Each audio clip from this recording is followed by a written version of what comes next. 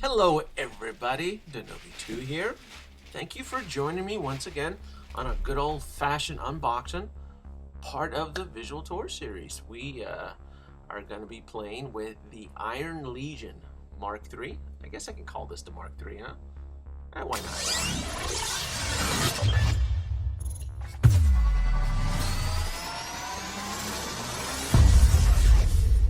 In a already crowded market of hot toy pre-orders, I suspect that this particular figure is going to get passed by extremely quickly, just because there's just so much other stuff going on. Batman v Superman, Civil War, and I originally did not have this figure on pre-order because I really wasn't planning on getting it, just because I was going to focus on Ultron Prime. I'm still making my payments on the Hulkbuster, the DeLorean, etc. But you know, it came out. I got excited. I saw a few reviews, and I decided to pull the trigger and get it. I My weakness is Iron Man. For those of you who follow me, and this was a pretty easy buy. I got it overseas, bought it on eBay, and I didn't pay that much for it. That's why it was so easy to get it. I think I paid $230, and that included shipping. And yeah, I mean, it really wasn't that far off from me getting it through Sideshow Toys. So I was able to get a little bit early, and the price difference really wasn't that much. In fact, if anything, I think it's almost about the same when you factor in Sideshow's shipping charges and taxes. I got to tell you, the figure is extremely impressive. Holding it in my hand, the one thing that sticks out is the articulation. The figure is very, very well articulated, and I think it's able to accomplish that because this particular suit is a drone. It's not really meant to house a human being as part of Tony Stark's suit. This is the Iron Legion, and this is the 3 out of 5. We got to see 5 in the film, and Hot Toys, they decided to give us number 3. And I had to do a little bit of research and kind of figure out why 3 out of 5. Um, Look here carefully. I am really concerned about the rubber underwear that the drone is wearing. I feel as with time it might age or bend. So I would exercise extreme caution when you're posing this figure, especially if if you decide to pose it with a dynamic pose.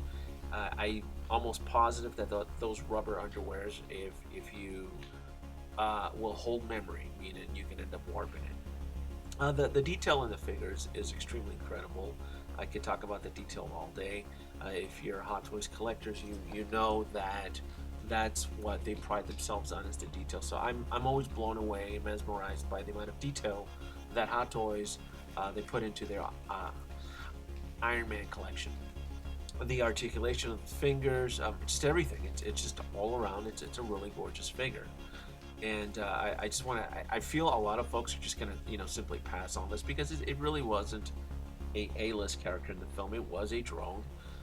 It got maybe 2-3 minutes, 2 minutes of film of screen time.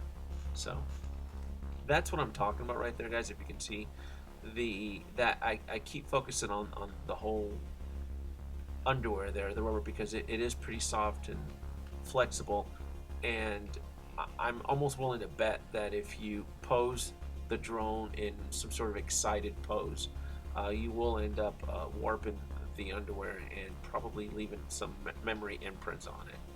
So you don't really get a lot with it. I'm done complaining about accessories. It is what it is.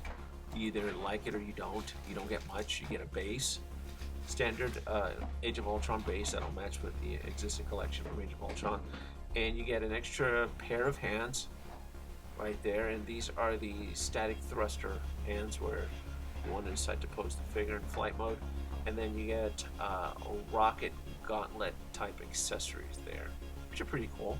I'm not going to be using them. I might use them in the video, but in the final pose, I don't care.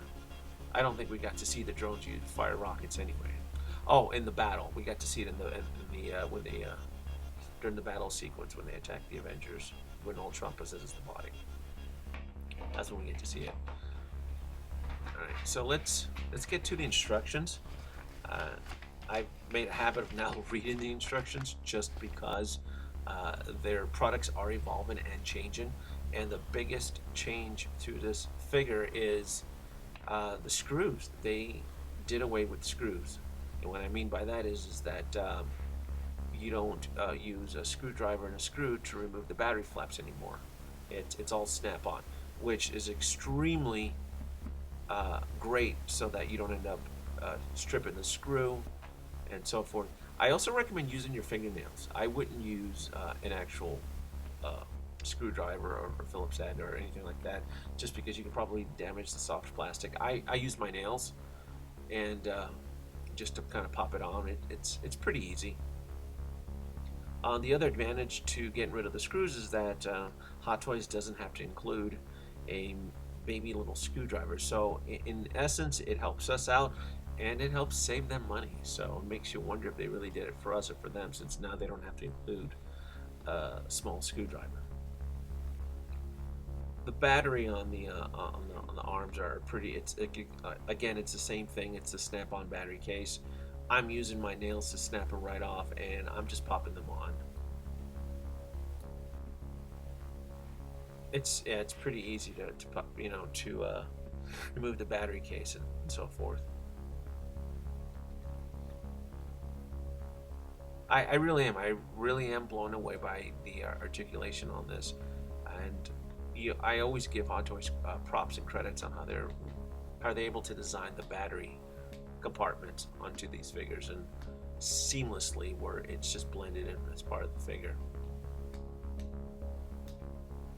This one I had a little bit of difficulty. Like I said, I didn't want to use a screwdriver. I want to use my nails, just so that I don't end up damaging the plastic, since it is now snap-on cased onto the battery compartment. Might as well get the base all set up here. And again, this is the signature base that's currently being used with the Age of Ultron line. Snaps on right there. You can hear it click.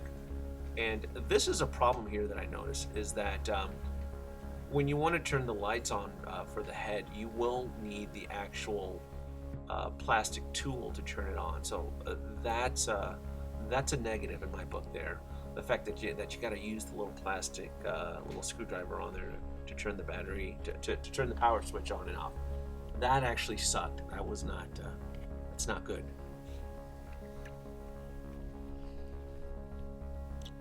I had fun posing the figure and playing with it. I one point during the video, I just found myself kind of just playing with it and kind of posing it and just kind of adjusting and trying to get expressions out of the body.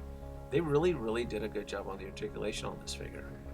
I mean, for a character that we got probably less than 2 minutes of screen time, they really did a good job. And considering that we only saw it on film as a CG character, so I give Hot Toys props for the build on this figure. They did a really good job. One thing I wanted to compare was the battle damaged drone version that came with the Mark 43, and this is the exact same Mark III. And what I mean by that is that the reason why Hot Toys chose this 3 out of 1 through 5 is because this is the version that in the film, I guess somebody throws acid in his face, and it creates that scarred, sinister, metallic, facial look of what is known as Ultron. So this is the body that Ultron possesses when we first meet him. So that's the reason why they chose 3. The bad part about the drone collection, and it's going to piss off a lot of folks, it's pissing me off, is Hot Toys, are they going to release 1 through 5? This is a true builder figure, and true builder figures are usually frowned upon in the community just because the amount of money you have to invest to build an actual little army. If I could afford it, I would love to have 1 through 5. I hoping that Hot Toys does not release 1 through 5. I'm happy with the 3, and then I can move on with the other stuff. That being said, overall, I'm going to give the figure 9 out of 10. Like, subscribe, guys. Thanks for watching the video. Let me know what you think. Is this a pass for you? Is this something that you might want to collect down the road? Or look, are you tired of Iron Man? Thanks for watching.